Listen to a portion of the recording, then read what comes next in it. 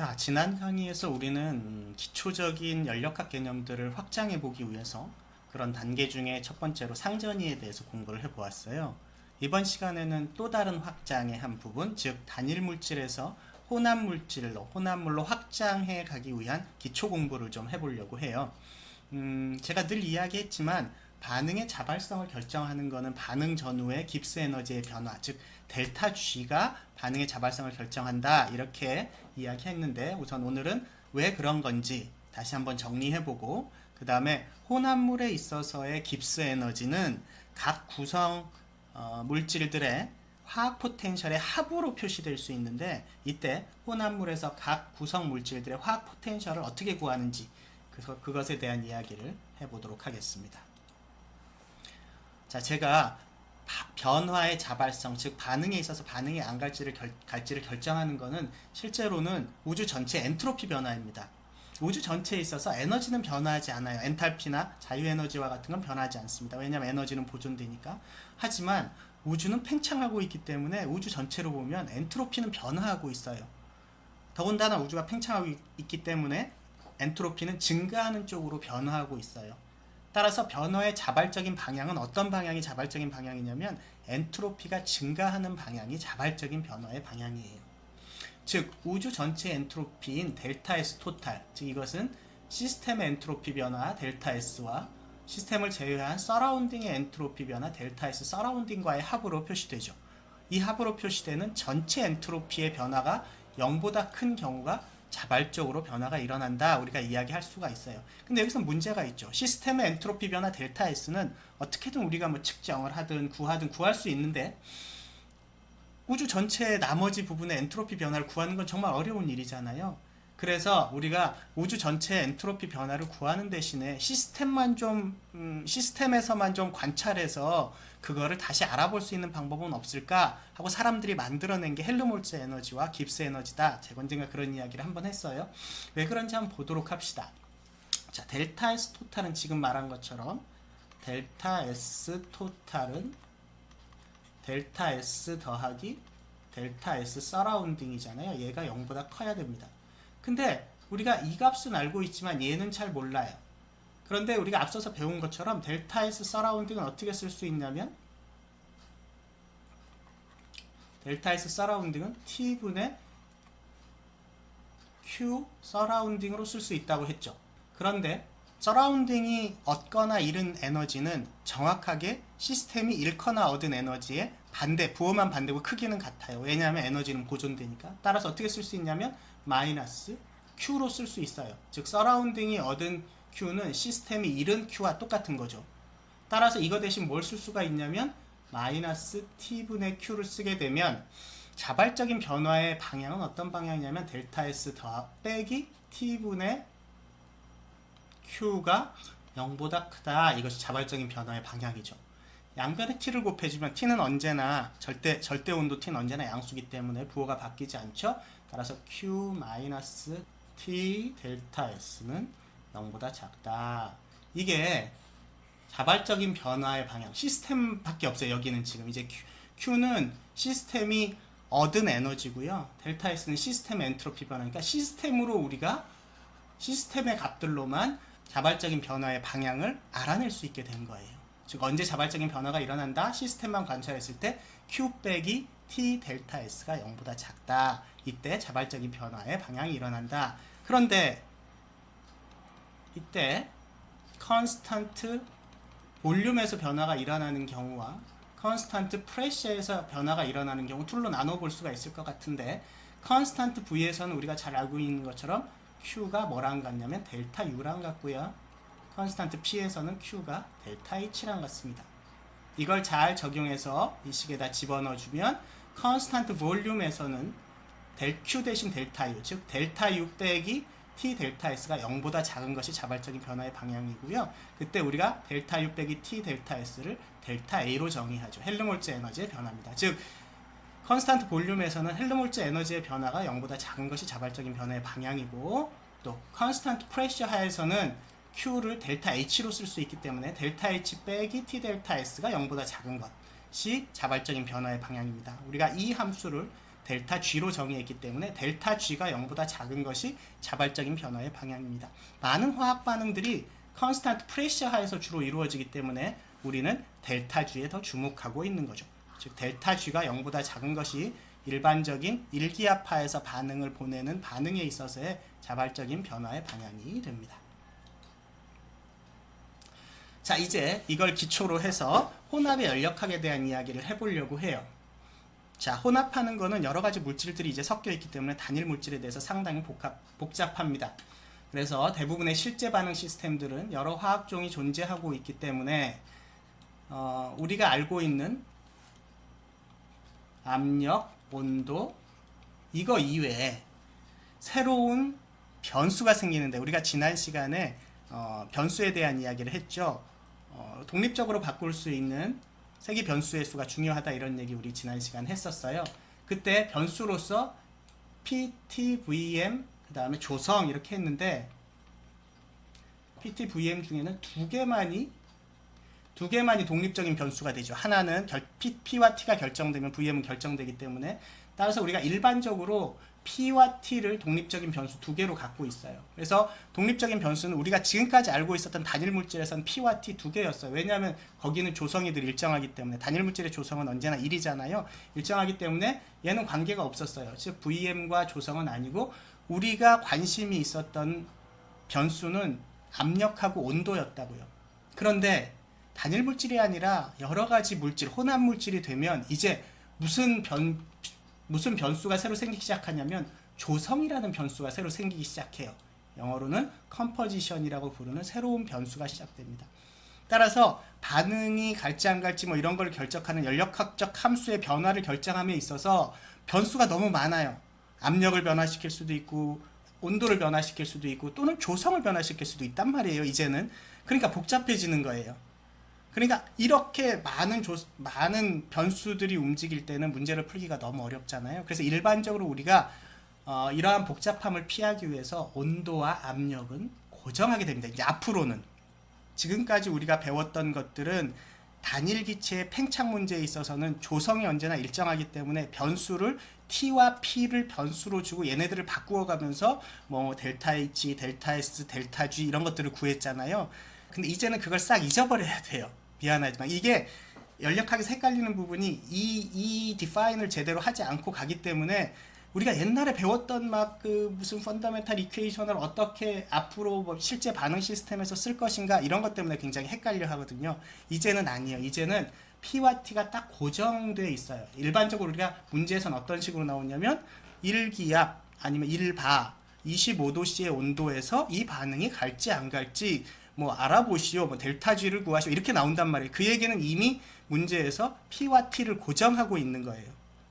그래서 앞으로 다룰 반응의 문제로 혼합 물질로 넘어가면서 P와 T는 고정되어 있기 때문에 걱정할 필요가 없어요. 그리고 일반적으로 P는 1바 또는 1기압으로 고정되어 있고 온도는 가끔 바뀌긴 하지만 온도는 그 고정된 온도에서의 연력학적 함수를 구하는 거예요. 뭐 25도씨에서의 델타 G를 구하여라 또는 100도에서의 델타 G를 구하여라 이런 식으로요. 어쨌든 P와 T가 고정되어 있는 상태고 그럼 따라서 조성이 없다면 바꿀 수 있는 변수가 없어요. 즉 단일 조성에서는 언제나 DG가 0이 됩니다. 우리가 잘 아는 것처럼 DG의 펀더멘탈 이퀘이션 VDP-SDT잖아요. 이때 압력의 변화도 없고 온도의 변화도 있다면 G는 변하지 않아요. 깁스 에너지는 변하지 않습니다. 하지만 이제 혼합 물질이 되면서 PT가 고정되어 있다 하더라도 조성이 바뀌기 때문에 새로운 변수인 조성이 바뀌기 때문에 델타 G가 이제 0이 안 될 수도 있어요. 이제 우리가 이것에 관심을 두고 풀어보려고 하는 거예요. 그러면 PT가 고정일 때, PT는 변하지 않을 때 델타 G는 어떻게 쓸 수 있냐면 당연히 최종 깁스 에너지, 그 시스템의 혼합물 시스템의 최종 깁스 에너지에서 초기 깁스 에너지 값을 빼주면 델타 G를 구할 수 있을 거고 이게 0이 아닐 수도 있는 거고요. 그때 어떤 시점에서 즉 최종 시점이든 초기 시점이든 아니면 중간 시점이든 G 값은 그 혼합물의 G 값은 각 혼합물의 구성 성분 그걸 여기서 J로 표시했는데 구성 성분의 몰수 곱하기 그때 그 구성 성분의 케미컬 포텐셜의 곱의 합으로 표시된다 하는 것이 그 G를 구하는 방법입니다. 즉 예를 들어서 두 개, A, B라는 두 개의 물질로만 이루어져 있는 바이너리 시스템에 있어서 어떤 시점에서 G 값은, 깁스 에너지 값은 A의 케미칼 포텐셜 곱하기 A의 몰수 더하기 B의 케미칼 포텐셜 곱하기 B의 몰수, 즉 NA mu A 더하기 NB mu B로 표시됩니다. 이때 mu A와 mu B를 우리가 케미칼 포텐셜, 화학 포텐셜이라고 하죠. 이 화학 포텐셜은 단일 물질일 때는 mu A를 그냥 GMA라고 썼잖아요. 몰라 깁스 에너지가 케미칼 포텐셜이라고 같다고 썼는데, 그럼에도 불구하고 G를 NA, GA 더하기 NB, G 몰라 GB라고 쓰지는 않습니다. 왜냐하면 이 GM이나 GB라는 값이 조성에 따라서 고정된 게 아니라 자꾸 바뀌어요. 그래서 고정에 따라 달라지는 몰 깁스 에너지를, 몰라 깁스 에너지를 우리가 mu A와 mu B로 새로 쓰게 됩니다. 이게 케미칼 포텐셜의 정의예요. 앞서서 우리가 단일 물질을 다룰 때는 mu가 그냥 GM이라고 했는데, 그리고 변하지 않아요, 조성에 따라서. 그런데 혼합물일 때는 조성에 따라서 이 mu 값이 바뀌어요. 즉 A하고 B하고 섞어서 혼합물을 만들었을 때 A의 케미칼 포텐셜이 이 조성이 뭐 1대2, 1대9냐, 뭐 5대5냐, 2대8이냐에 따라서 mu A 값이 계속 바뀐다고요. 그래서 바뀌는 mu A 값이 뭔지를 알아야 돼요. 실제로 전체 이 시스템의 깁스 에너지 값을 알려면 각 물질의 그 시점에서의 케미칼 포텐셜과 그 시점에서의 그 물질의 조성을 알아야 그것들을 다 더해서 구할 수 있다는 거예요. 이렇게 조성에 따라서 달라지는 물리적 성질들을 우리가 분몰 성질이라고 불러요. partial molar quantity. 즉 일정하지 않고 조성에 따라서 달라지는 성질이에요. 대표적으로 볼륨이나 깁스 에너지 같은 것들이 조성에 따라 달라지는 분몰 성질을 가지고 있어요. 그래서 우리가 깁스 에너지를 설명하기 전에 볼륨으로 이 분몰 성질이 어떤 것인가를 조금 알아보면 조금 쉬울 것 같아요. 그래서 부피를 가지고 분몰 성질 공부를 좀 해보도록 하겠습니다. 아까 이야기한 것처럼 볼륨도 조성에 따라서 그 몰 부피 값이 달라져요. 그래서 파셜 몰라 퀀티티예요. 자, 우리가 물하고 에탄올을 한번 섞어 보려고 해요. 그런데 우리가 잘 알다시피 물 1몰의 부피는 H2O 1몰의 부피는 약 18ml 정도 돼요. 그 다음에 에탄올 1몰의 부피는 약 58.4ml 정도 돼요. 그럼 우리가 H2O 1몰하고 에탄올 1몰을 섞어서 혼합 용액을 만들었다고 칩시다. 만들 수 있겠죠. 우리 소주 만들듯이 물 1몰하고 에탄올 1몰을 섞으면 그럼 볼륨이 얼마나 될까요? 이 두 개를 더하니까 얼마냐면 76.4ml가 되느냐 이거죠. 이 두 개를 더하면 76.4ml가 될 것 같지만 되지 않아요. 왜냐하면 물하고 에탄올이 분자들 사이사이에 이렇게 끼어 들어가면서 볼륨이 좀 줄어요. 그래서 76.4가 아니라 2ml 정도 더 작은 74.4ml 정도 나와요.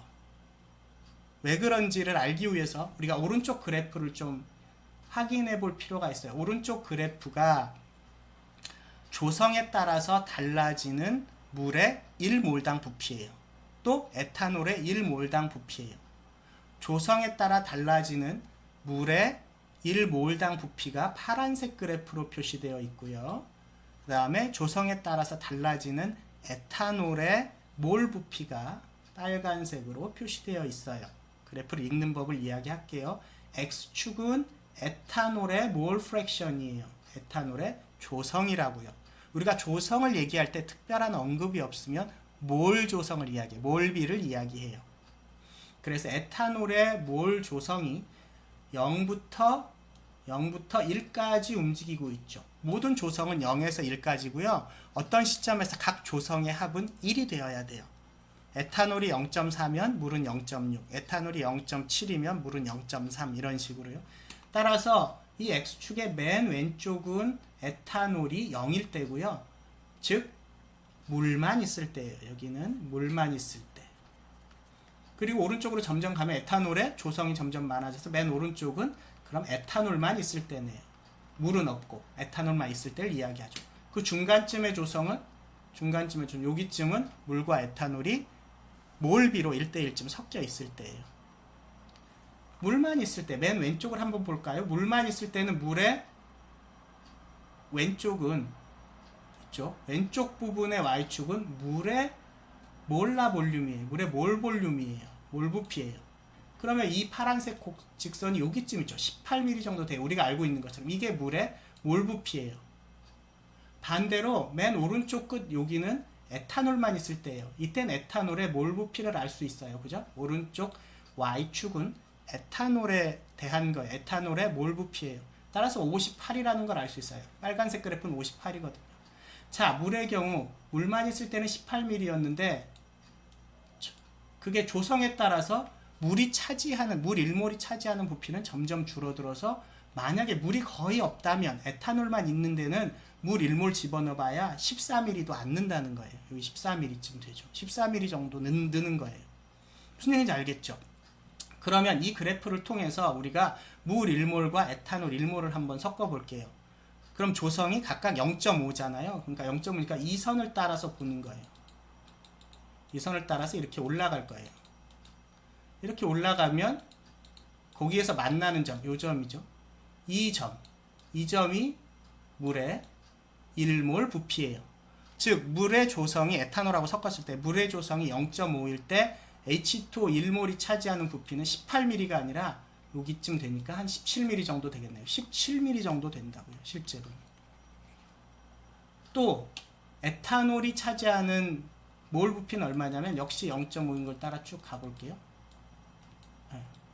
여기에 해당한다고. 즉 57.4 정도에 해당할 거예요.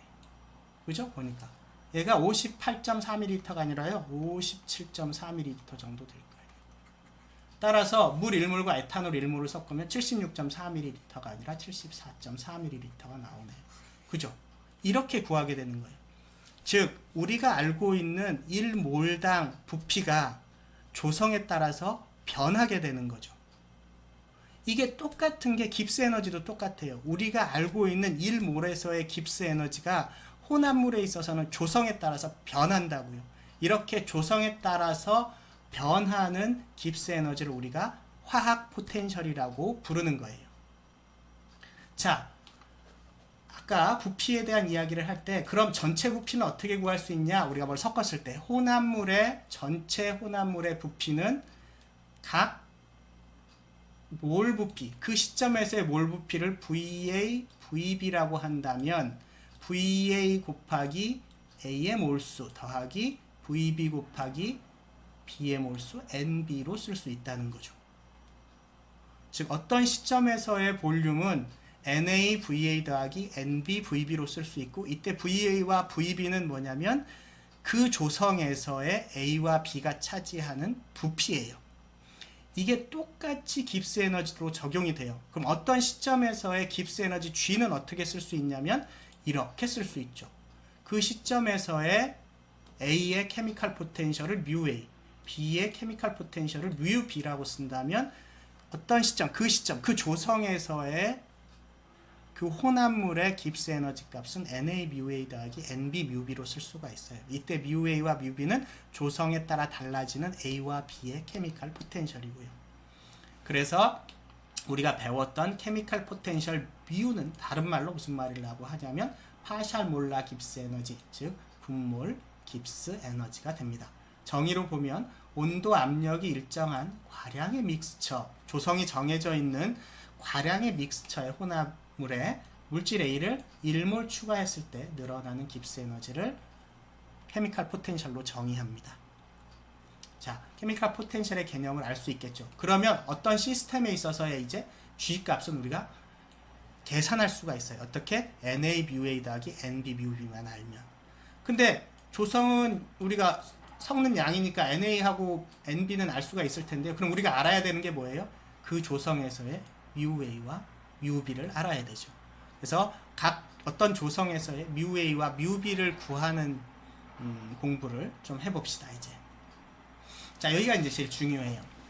앞서서 이야기한 것처럼 바이너리 믹스처의 경우 A하고 B 두 개의 물질만 있는 혼합물의 경우에 G는 NA 뮤A 더하기 NB 뮤B로 표시될 수가 있습니다. 자, 우선 하나씩 따져볼 거예요. 우리가 지금까지 배웠던 거는 단일 기체, 즉 A 기체만 있을 때예요. 이게 이렇게 혼합 기체로 된 경우, 그 다음에 단일 액체가 있는 경우, 혼합 액체가 있는 경우, 그죠? 이 네 가지 케이스가 있을 것 같아요.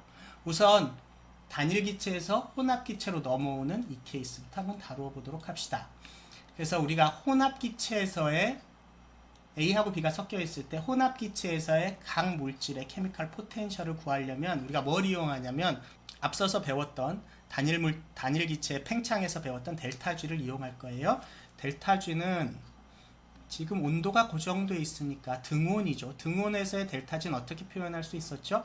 마이너스 nRT ln VI분의 VF. 혹시 이거 기억나나요? 자, 따라서 델타 GM은 몰수로 양변을 약분하면 몰라 값을 구할 수 있죠. 마이너스 RT ln VI분의 VF고요. 잘 아는 것처럼 온도가 일정할 때 PI, VI는 PF, VF니까 다시 쓰면 어떻게 쓸 수 있냐면 델타 GM은 마이너스 RT ln PF분의 PI. 마이너스가 바뀌면 ln의 분자 분모가 바뀌죠. 따라서 RT ln PI분의 PF 이렇게 쓸 수가 있어요. 이 식이 바로 이 식이죠. 그죠? 즉 최종 압력에서의 GM은 초기 압력에서의 GM 더하기 RTLN PI분의 PF로 쓸 수가 있어요. 원 컴포넌트일 때 초기 값을 1바로 맞춰놓고, 즉 이 시스템에서의 초기 이 시스템에서의 압력이 1바라고 합시다. 1바였고요. 이걸 혼합기체로 만들면서 A를 일부 빼고 B를 일부 집어넣어서 전체 압력을 1바로 맞추면 똑같이 압력은 똑같은 상태에서 조성만 지금 바뀌게 되는 케이스죠. 이 케이스를 생각해보면 이 문제에 있어서 초기는 A의 압력이 1바고요. 나중에는 A의 압력이 분압이 되죠. 조성에 따른 분압이 됩니다. 그죠? 따라서 초기 1바, PI가 1바고요. PF가 섞여져 있는 혼합기체의 분압 PA로 쓸 수가 있게 되죠. 그러면 이 식이 어떻게 되냐면 GMPA는 즉 혼합물질의 GM은 몰락 깁스 에너지는 초기 단일 물질의 GM 깁스 에너지 몰락 깁스 에너지 더하기 RT분의 PI는 1이고 PA는 나중에 혼합 기체의 부분 압력이잖아요. 따라서 우리가 지금 단일 물질이니까 GM을 뭘로 쓸 수 있다고요? 뮤A로 쓸 수가 있고요. 얘를 1바에서의 뮤A, 이거를 우리가 스탠다드 스테이트 뮤A인 뮤A 제로라고, 뮤A 노트이라고 쓸 수 있겠어요. 따라서 뮤A는 뮤A 노트 더하기 RT ln PA가 되죠. 이때 PA는 분압이니까 달턴의 분압 법칙에 의해서 P 곱하기 XA가 돼요. 만약에 전체 압력이 1기압이라 1바라면 자연스럽게 뮤A는 전체 기압이 1기압 또는 1바일 때, 즉 우리가 흔히 다루는 시스템이죠. 뮤A는 뮤A 노트 더하기 RT ln XA로 쓸 수가 있죠.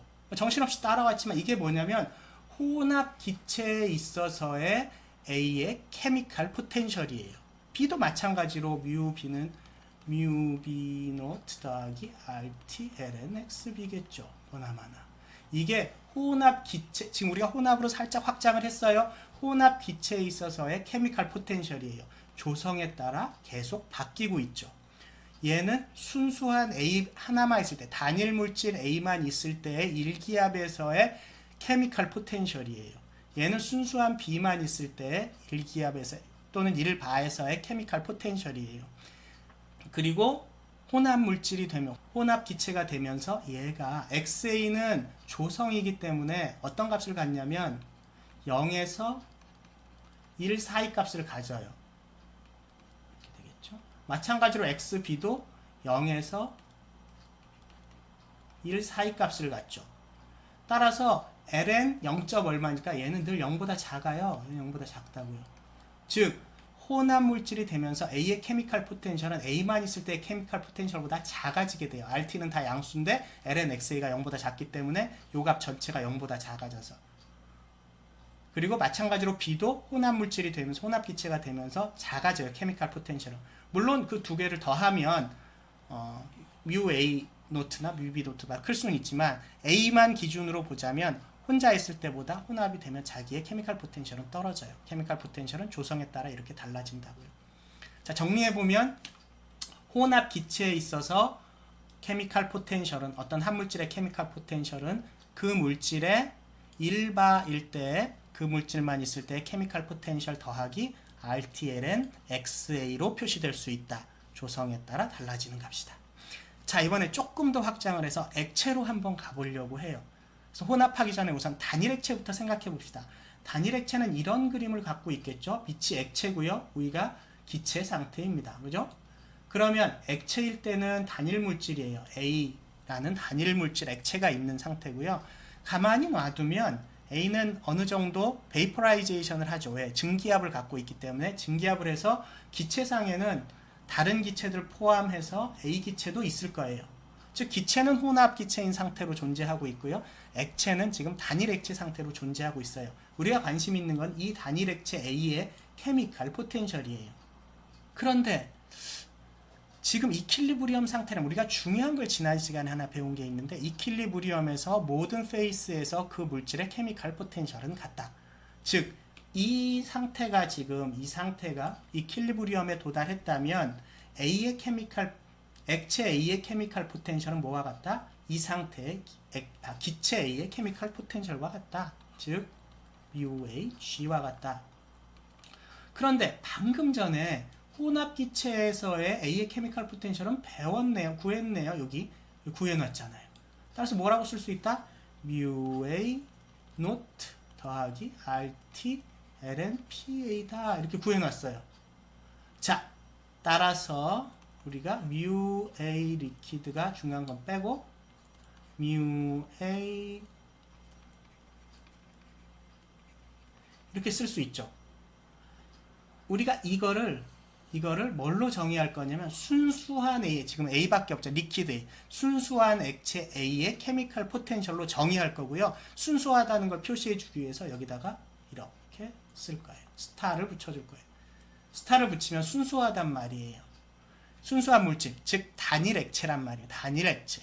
단일 액체 A의 케미칼 포텐셜 mu A 스타는 mu A 노트 더하기 RTLN PA 스타예요. 이때 PA 스타는 뭐냐면 단일 액체만 있을 때, 즉 기체는 상관없고요. 액체를 뭔가 하나만 담았을 때 그 액체가 증기압에 의해서 베이퍼라이제이션 했을 때 그 증기압이랑 똑같은 거예요. 순수한 액체의 증기압. 그거를 PA 스타라고 쓸 거예요. 그래서 이렇게 정의해 두었어요. 왜 이렇게 정의하냐면 나중에 우리가 어떤 많은 조건, 혼합 용액 조건을 만들 때 너무 많잖아요. 그걸 표에서 찾아보면 되게 좋은데 표에서 늘 찾을 수가 없어요. 그러니까 사람들이 표는 뭐만 만들어 놓냐면 그 액체별로 어떤 액체가 순수할 때 증기압이 얼마야? 이건 표로 다 만들어 놓잖아요. 그리고 케미칼 포텐셜이 얼마야? 이건 만들어 놓으니까 표에서 찾을 수 있는 건 순수한 물질만 찾을 수 있어요. 그런데 조성이 달라지면 케미칼 포텐셜이 달라지니까 우리가 조성을 변화시켰을 때 순수한 물질의 케미칼 포텐셜을 기준으로, 순수한 액체의 케미칼 포텐셜을 기준으로 전체 혼합 용액의 케미칼 포텐셜을 좀 계산해 보기 위해서 단일 용액의 케미칼 포텐셜들은 미리 만들어 놨는데 표로 만들어 놓을 건데 그거에서 찾아서 쓰기 편하게 그때 순수한 액체의 케미칼 포텐셜이 μA 스타예요. 그러니까 요걸 하나 정의해 두는 게 편하다는 거죠. 그래서 이렇게 정의해 둔 다음에 그러면 이건 단일 액체예요. 단일 액체는 정의했어요. 단일 액체의 케미칼 포텐셜은 μA 스타 리퀴드고 이건 어딘가에 찾으면 나온다. 자, 이제 가장 복잡한 혼합 용액으로 가볼 거예요. 혼합 용액은 뭐냐면 A하고 B가 용액 중에 섞여 있고요. 그러다 보니까 A도 베이퍼라이즈 하고 증기압 때문에 B도 베이퍼라이즈 해서 기체상에는 A도 있고 B도 있고 다른 기체들도 있고 한 혼합 기체가 되죠. 액체도 혼합 용액이고요. 자, 이때 A의 케미칼 포텐셜은 마찬가지로 이때 리퀴드 A의 케미칼 포텐셜은 뭐와 같다? 이퀄리브리엄에 도달했으면 기체의 케미칼 포텐셜과 같다. 이게 우리가 배운 거예요. 케미칼 포텐셜은 여러 페이스에서 이퀄리브리엄에 도달하면 언제나 같다. 따라서 A의 A의 가스에서의 케미컬 포텐셜과 같죠. 가스에서 케미컬 포텐셜은 우리가 이미 여기서 구해놨으니까 갖다 또 그대로 쓰면 되죠. 뮤A 노트 더하기 RTL은 PA로 정의했어요. 그런데 여기서 잘 보니까 뮤A 노트를 어떻게 쓸 수 있냐면